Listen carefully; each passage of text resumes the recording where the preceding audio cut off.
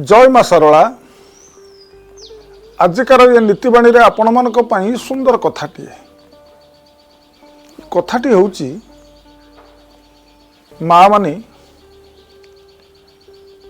विवाहर सरिबा परे स्वामी को पई सिंदूर लगाती। माँ माने सिंथिरे जेतेबेले सिंदूर लगौचंती गोटे कथा मन रखिबे,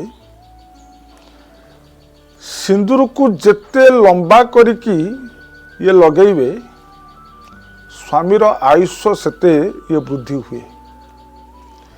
किंतु आजिकाली माँ माने सिंथिरे अल्प टिके ये सिंदूर लगे दौचंती।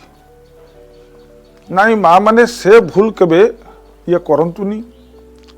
स्वामीर सुख पाई, स्वामीर आयुष्य पाई सिंथिरे सदासर्वदा लंबारे सिंदूर लगांतु।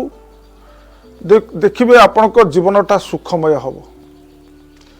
द्वितीय कथा होची 7 दिन रे थरे स्वामी को हस्तरु जदि आपण सिंदूर पिंधिबे